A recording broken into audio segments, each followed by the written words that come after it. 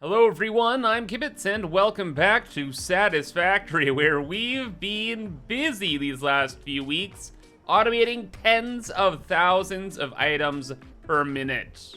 On our quest to automate our final space elevator part, the assembly director system, which is going to need tens of thousands of items to make all these supercomputers and adaptive control units and what have you.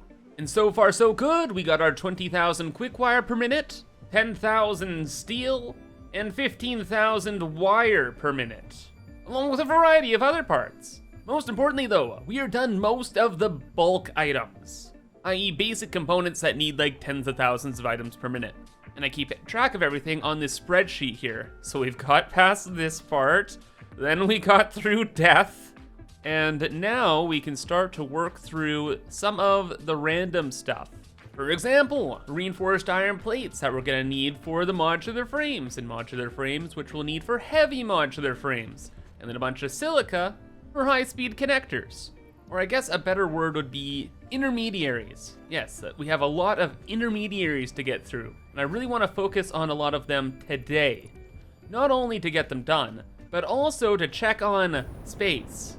Now we have a whole biome to use for this project, but I didn't expect that we'd actually use it all. And after finishing up the quick wire, stuff is looking a little busier than expected. We have a few free spaces like there, over in the corner, and at the front here, but that's not including any of like the complex items. Or space for the horrific amount of belt work we're gonna have to bring through the rest of the space. So today, we're gonna work on a bunch of those intermediary projects, and then figure out a plan if it looks like we're gonna run out of space. Because yeah, that is becoming a real possibility. That I'll ignore for now.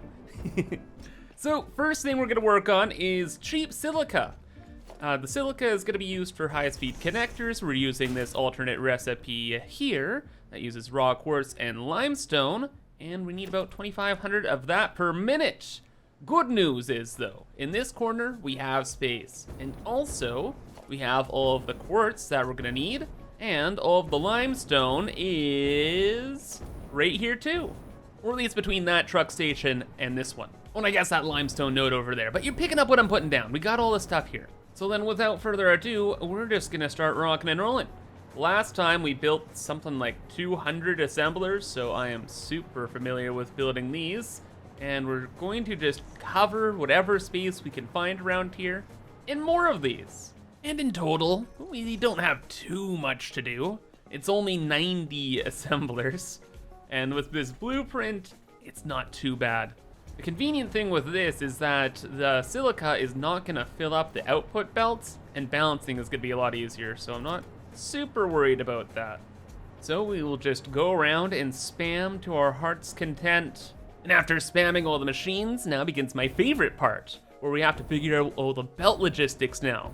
Because since each machine only makes 26.25 silica per minute, that means we can connect a bunch of them together. Like, say, well, actually, what's a 780 belt divided by that? Yeah, we can combine almost 30 machines together into one belt, and then send them on their merry way wherever we want them to go. So that's great. And each of the systems I've built here are definitely not 30 machines. This I think is 21, similar with that one, and these ones down here, I don't know. Main thing is one belt can come from here and then get balanced somewhere else. Now we just have to go and fetch the materials.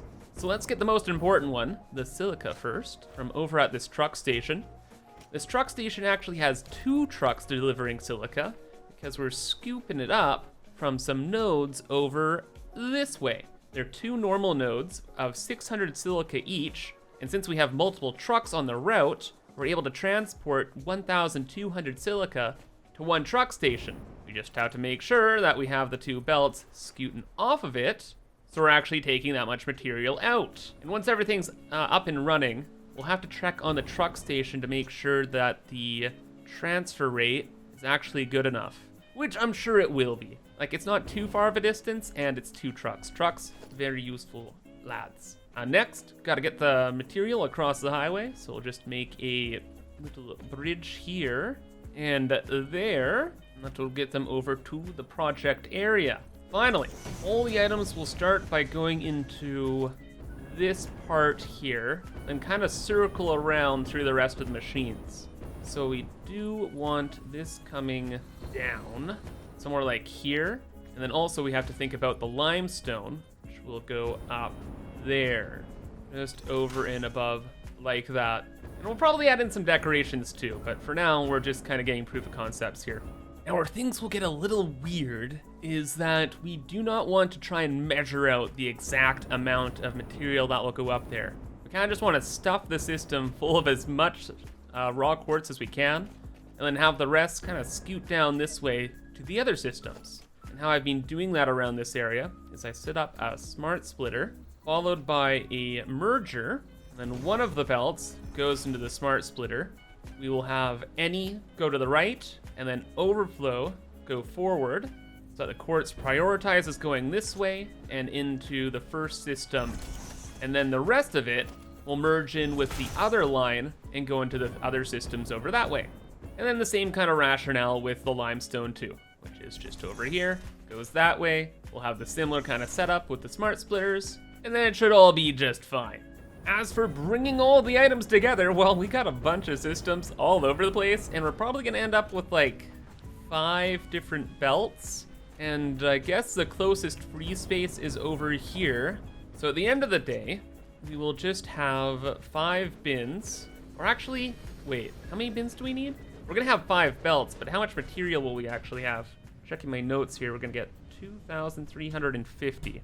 Okay, that divided by 780 belts, it's like 3 belts and a tiny bit? Wait a second, how much is that tiny bit gonna be? 780 times 3. Are you kidding me? No way. We're gonna make 2,350 silica per minute, which means we're going to be forced to have 4 belts, with the last one only carrying 10 silica per minute. Fantastic. But I guess whatever. It'll be super nice having the 3 full belts of silica, and then the last belt we'll just drag around. I'm sure we'll have a project nearby that will use it, and then it won't be a problem. Yeah, no, the only real problem was actually trying to fit all of the belts in this space, and yeah, it got a little weird. Like I thought, oh, we have all this space here, this will be fine. It was not fine. Everything went chaotic very, very quickly, but I made it, hopefully. And we should get our silica. We just have to plug in the quartz into everything and watch it come to life. But mostly I brought everything up this like 1 tower here, sent it over to be balanced, and there it will wait until further processing. As for the rest of the area, well, it's like I said, it's just kind of overflowing from system to system to system, and everything should work out eventually once the lines saturate. That's system 1, system 2, 3, 4, and 5. Gorgeous! Everything is online, no belts missing, no machines off right now, no. Good! And also, just as a stylistic thing, I made sure the quartz was on this top layer so we got to see the pink contrast with like the darkness. And it looks really nice. And all the silica's looking good too. Belt here might be kind of filling up. And that might be a bit of a problem, I'll have to measure it. But no, for the most part, it looks like all of these belts are having items go through them. Meaning everything's online except for this one? Oh, no, there it is. Good. All right. Well, I'll leave this running for the foreseeable future then. And we can move on to the next thing.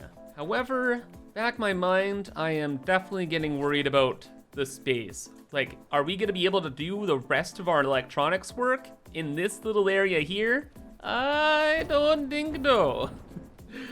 Future Kibs will see though. Instead, let's start working near the front of the biome. See how things go over there. And you know what, how about this? Instead of working on another like 90 assembler project, let's do something small, something chill for a second. I like the sound of that. Let's work on some copper sheets. We'll build them like right here. We only need like a handful.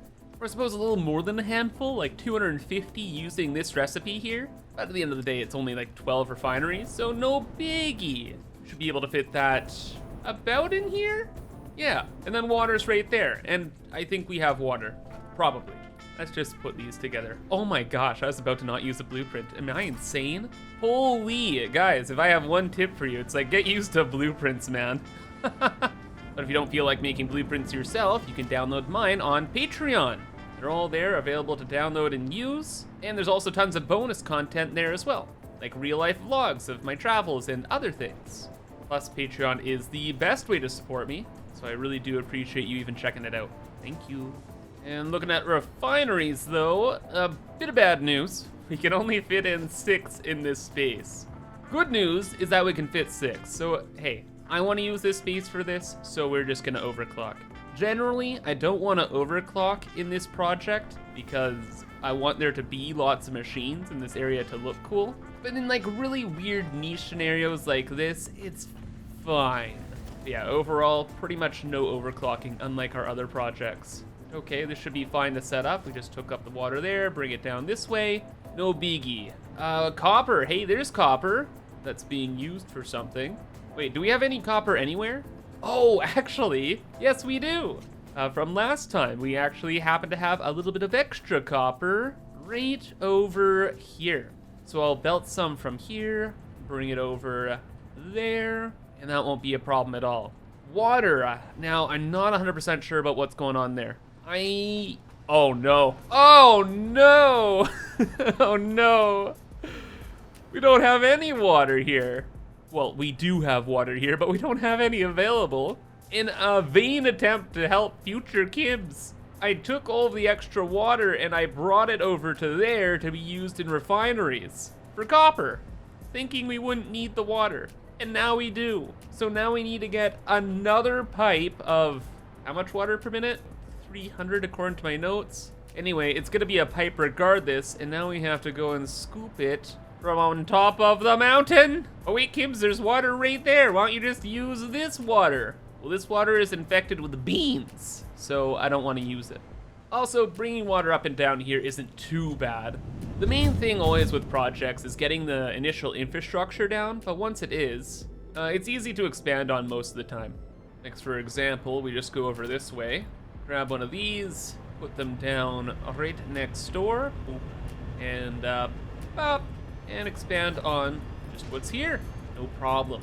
And then pipeline-wise, well, I left actually a tiny bit of space behind all of the pipes, so we can just build that there, and then we'll just have to move them around a little bit to make this work.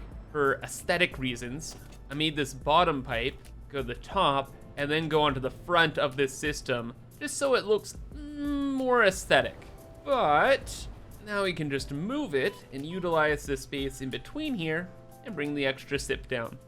And after a few minutes of belt and pipe realignment, everything is brought over and we now have another 600 units of sip available. Well, 300 after all is said and done, or actually 350. Because what ended up happening was we actually only needed 250 water per minute to get all the copper sheets we needed. But I was like, hey, if we're bringing down a pipe, we may as well fill it up. So now over here, we'll have an extra 350 water to do, I don't know, something with. It's just there. And also, now that we got this little project done, I am ready to move on to something a little bit more substantial. So we're gonna go to the front of the biome now, where we have all of our open space and start to utilize it to make some random steel products. Specifically, I'd love to get done modular frames today.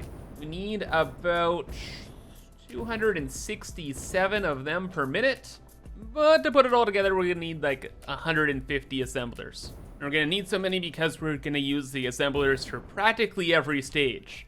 We're gonna be using this alternate recipe called the coated iron plate recipe that takes iron ingots and plastic to make iron plates. Now this, it's a pretty use case scenario kind of thing here. I do not recommend it most of the time. But thanks to the efforts of past Kibs, we have a ludicrous supply of plastic available to us, so may as well use it. And same story with rubber as well, where we automated way more than we needed over in the Blue Crater Lake here. And since we also have so much rubber, when we get to the next stage of making reinforced iron plates, we're gonna be using the adhered iron plate recipe that uses rubber as well. Again, usually you don't want to do this. Like there's another recipe that uses just screws or wire, which is usually a lot easier, but hey, infinite rubber, may as well use it. And then finally, we get to modular frames where things get a little bit back to normal, where we're using the steeled frame alternate with reinforced iron plates and steel pipes. And now, once we scale things up to infinity, we will get all of the items we need. And more importantly almost, we will be able to kind of start to see how much space we truly have left. Like, how much space will another 150 assemblers take up here? I don't really know. Getting started, we need the iron plates first here, and we have all of the iron ingots we need in this smelter array back this way. So we need to bring over the plastic, which will be a little bit of a nuisance, and then we'll feed them into a couple assemblers that will just line up here. And we actually only need 8 assemblers for the iron plates, which is kind of neat. So that's pretty much part 1 done. And where's that plastic again? I think we have a train bringing it in. Oh yeah, we do have a train bringing it in. This train station is getting all of the rubber and plastic from around the world, and then just filtering it into an awesome sink if lines build up too much. So yeah, all the rubber kind of starts going over there. We have a bunch of bins free to use, and then the plastic is over here. And after doing the math, we actually don't need that much plastic. Like for all the iron plates we need, we only need 81 plastic per minute. So we have a 780 belt that's already tainted due to the fuel cans we have to make. So you know what? We're just gonna yoink from this line. So where does it go? Into the pit? And then over here into our fuel canister setup. Okay, well then, howdy. Just gonna interrupt you real quick. Put in a smart splitter. But we need this in here mission critically so that we can set the first to be the priority output and the other to be overflow. Because if we do not make the canisters, then the trucks don't get fuel canisters, and then the trucks don't move, and if the trucks don't move, well, everything burns. Now will my mind start to burn as I try and figure out the belt work here? Before we actually bring it along, let's see where we could go. So bringing the belt work anywhere around here is always a bit of a pain because of these train tracks. These things are in the way all the time. So I usually try and make bridges for them. And if we're gonna bring the plastic down here, sneak underneath, maybe go to like here, then we have a train track there. Can we like sneak through here? Kind of, but then there's that pillar in the way and we need that to support the thing over there. You know what we need? We need some kind of new bridge highway to get items through this area. Like a lot of items have to move and groove around this area. So we may as well invest in the infrastructure. So we're gonna have a new bridge here, have it go over this way. Then once we clear the train station at about this point, we'll have it turn. And then once we clear the train, we'll scoot it over into the new area. Oh yabba, this is a fantastic idea. We are going to be using this bridge a lot, and future Kibs is gonna be so pleased with me. Wowee. Look at all this space we get to use now. And we don't have to worry about the train tracks. We can expand on that system. It's perfect. And our little iron plate system over here is doing pretty well too. And you know what? Maybe I was wrong. You know, I would never suggest this recipe, but man, we're able to do a lot with very little. Again, we only have like a couple machines here. We're using like 80 plastic and we're making 600 iron plates. Like, ooh, those are some good numbers. Just plastic is always such a thing, right? And oil products, but anyway, this is all done. I'm very happy with it. And now we can move on to the next stage, which is going to be the reinforced iron plates. So again, we're gonna bring over some rubber using that bridge and infrastructure we have over there. And the reinforced iron plates will just be built down this way. And similar to how we set up the quartz, we're just gonna be spamming more and more and more assemblers and just have them go down the line. And whenever the terrain changes, of course, we're still following that, so things look cool at the end of the day. And also, we only need to build like 50 assemblers for this one, which is not bad at all. In fact, I kind of wish I started with this project, but c'est la vie, here we are. And just like that, it's done. And wow, no, I am very happy we waited till now to build this, because the truth has been revealed. We're doomed. We're absolutely doomed. The biome is not going to be anywhere near big enough for everything I want to do here. We're going to have to expand and do some really, really weird things. Because that is 55 machines-ish, right? And like, look at how much space that takes up out of our free area here. Like, I thought we could do so much more, but that's only 50 machines. Oh yeah, we are in trouble and need to start thinking about the future. Even for the modular frames I still want to do, that's like another 80 assemblers? And yeah, it's gonna be like this entire brick and we're doomed.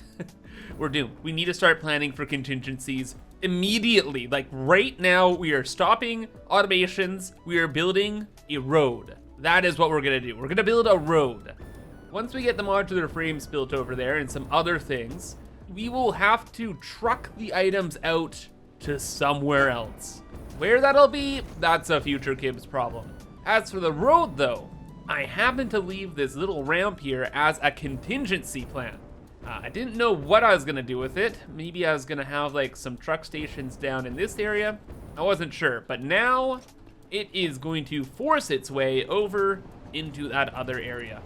So we will just go straight on this way and we'll just have to make the road work. We might have to have the design be different than our other roads, so be it. This just has to go in. We can't have a train transporting stuff because it's, well, there's no room for tracks at all, no way. And drones won't be able to transport enough stuff, or at least we'd have to use like 600 batteries per minute to transport everything, and that's not on the agenda here. Yeah, the road can just go over this way, like it's not too complicated, mostly because we're forced into this position and we don't have another choice. And now we just have to figure out where we want to have some truck stops. And I'm thinking if things line up nicely, just go past here. And we go down here. Okay, fantastic. So the road will go down to here. Then we'll have a ramp go down here and we'll have all the truck stations in this space. That way, if all the truck stations are here, we have a lot of uninterrupted room throughout the rest of this part of the biome, and we can build, well, as much as we can.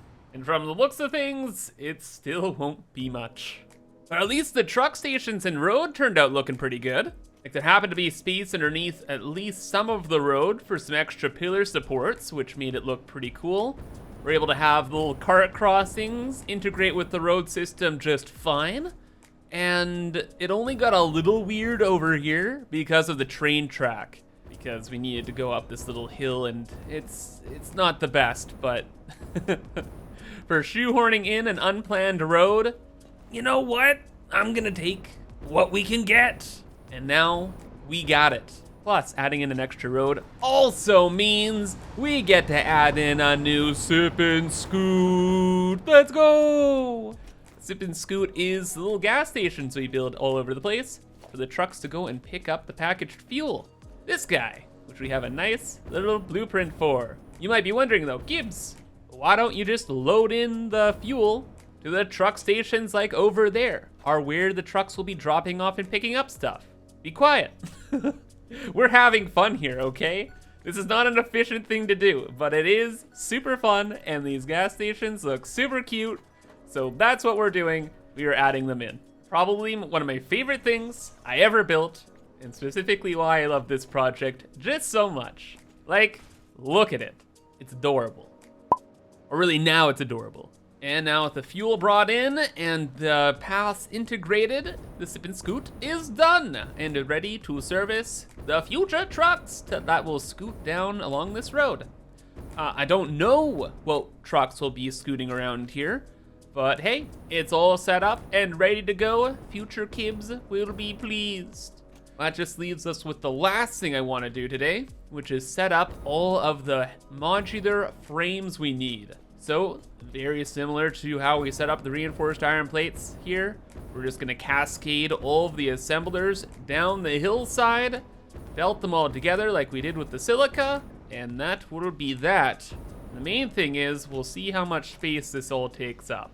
Then we can assess the damage from there. And once all is said and done, it does look beautiful, but the damage is considerable. This was just modular frames. That's it. And it's taken up like the majority, well, at least a quarter of the space we had left up front here. Like, I thought we would be able to complete our final space elevator part in this area. How foolish. Yep, that's not gonna happen. But before we go about expanding the platform at all in the future, I'm going to utilize every square inch we possibly can around here to use up all the space that we have. And then we'll figure out where to go from there. But for now, that's gonna be it. So I hope you all enjoyed, and thank you for watching, but have a fantastic rest of your day, and bye-bye.